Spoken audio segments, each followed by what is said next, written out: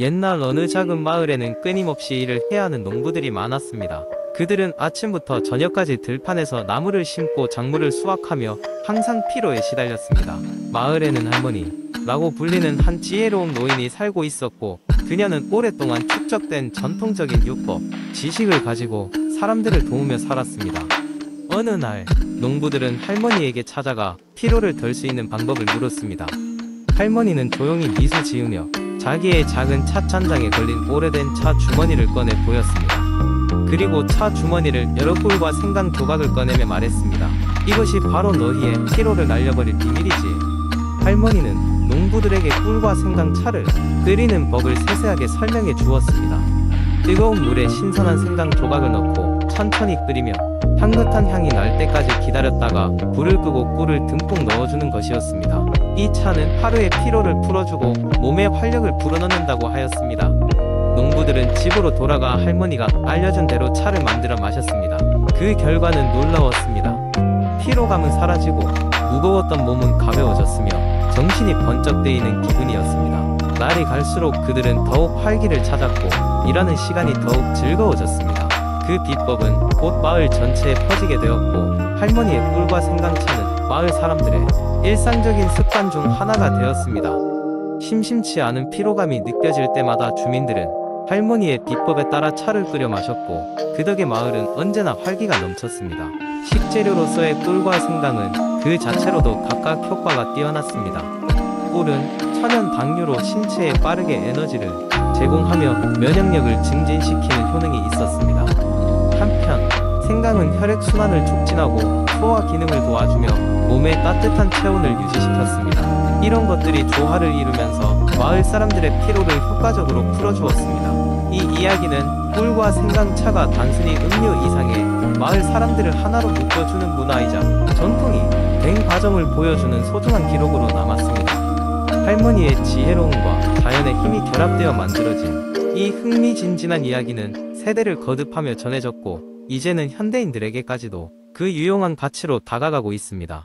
오늘날에도 많은 이들은 이 소박한 차 한 잔으로 일상의 피로를 덜어내고 마음의 평화를 찾고 있습니다.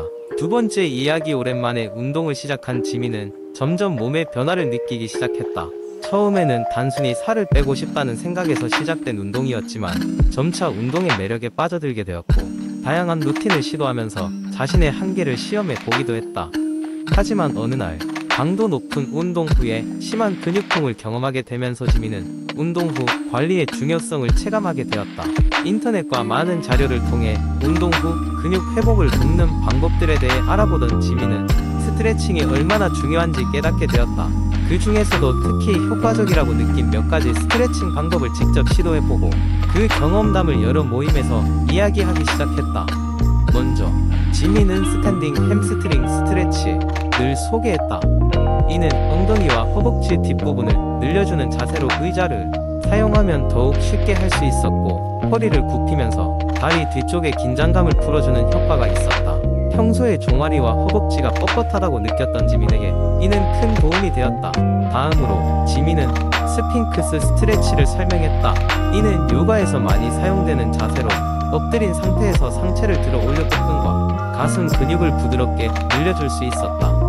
이 스트레칭은 특히 상체 운동 후 긴장된 근육을 풀어주는 데 유용했기에 지민은 운동 전후로 꾸준히 이 자세를 유지하려고 노력했다. 또한 트위스트 스트레치는 몸의 코어를 전체적으로 자극하며 운동 후 경직되기 쉬운 허리를 부드럽게 풀어주는 역할을 했다. 지민은 양쪽 다리를 번갈아 가며 10초씩 유지하곤 했는데 허리 통증이 날이 갈수록 줄어드는 걸 느낄 수 있었다. 지민의 경험담을 들은 또 다른 운동 동호회 회원들도 이 스트레칭을 따라하기 시작했다. 그들은 힘들게 훈련한 후에도 근육통이 차츰 줄어드는 것을 경험하며 지민의 조언에 감사해했다.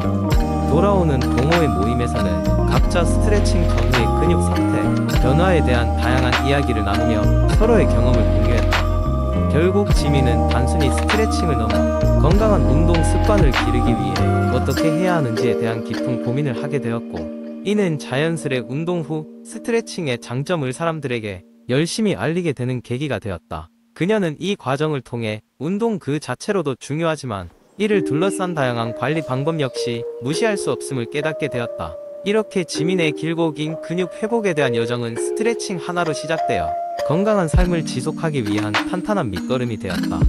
그리고 그녀의 이러한 이야기는 많은 이들에게 새로운 운동의 길라잡이가 되었다. 세 번째 이야기.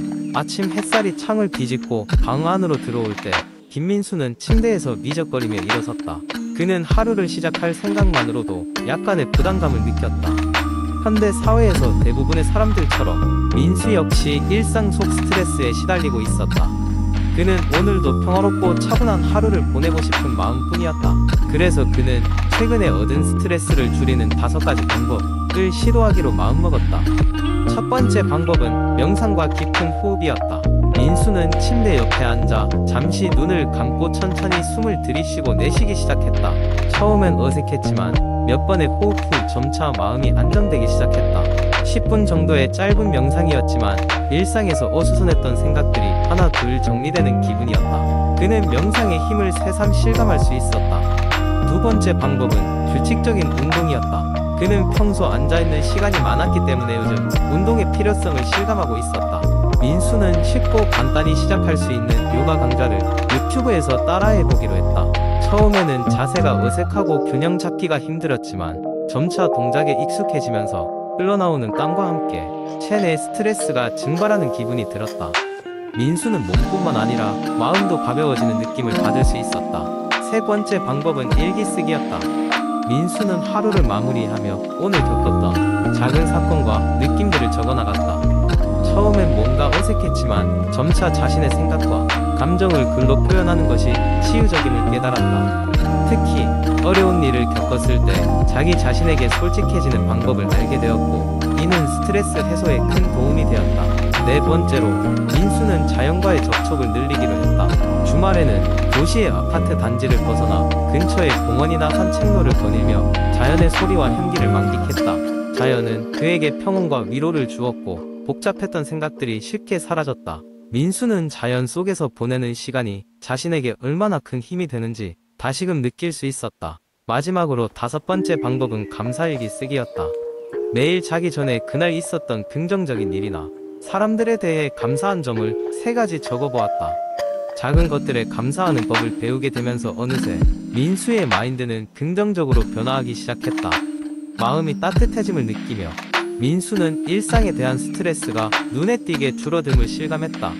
민수는 이 5가지 방법이 삶을 더 평온하고 만족스럽게 만들었다고 느끼며 하루하루를 보냈다.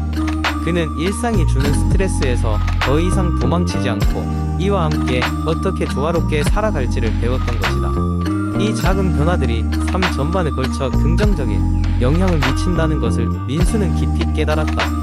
네 번째 이야기.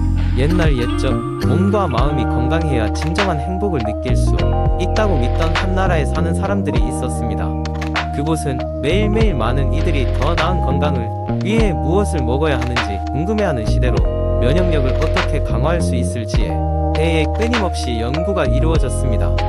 어느 날 이 나라의 유명한 한 약초학자가 깊은 산 속으로 들어가 연구를 진행했습니다. 그곳에서 그녀는 높은 면역력을 자랑하는 다양한 동식물들이 건강한 삶을 살고 있다는 사실에 주목하게 되었죠. 그녀는 직접 채취한 몇 가지 식물과 열매들을 연구실로 가져와 그 효능을 분석하게 되었어요. 첫 번째 발견한 식물은 브로콜리였습니다.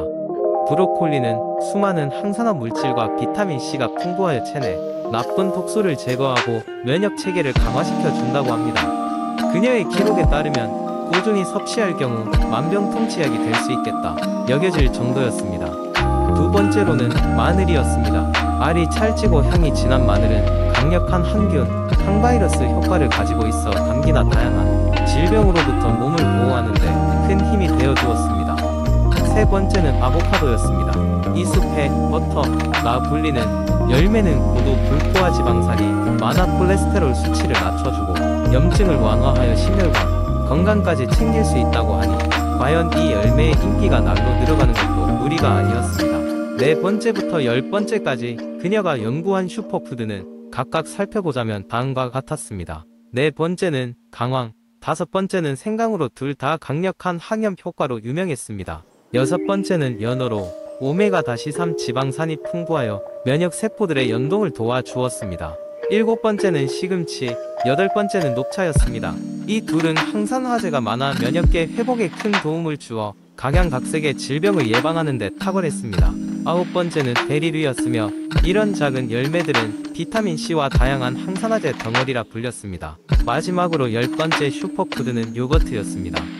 프로바이오틱스를 함유한 요거트는 소화 시스템을 건강하게 유지해주며 장내 좋은 균을 증가시켜 면역력 강화와 더불어 기분까지 좋게 만드는 효과가 있었죠.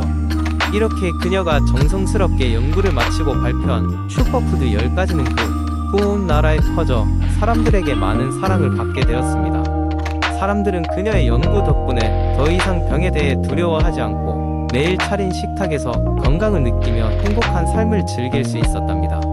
그로부터 수백 년이 지난 지금도 많은 이들이 그녀가 밝혀낸 슈퍼푸드를 섭취하며 최소한의 노력을 통해 면역력을 지키고 건강한 삶을 살아가고 있습니다. 그래서 사람들은 그녀를 잊지 않고 면역력의 수호자, 나 부르며 감사의 뜻을 전하고 있답니다.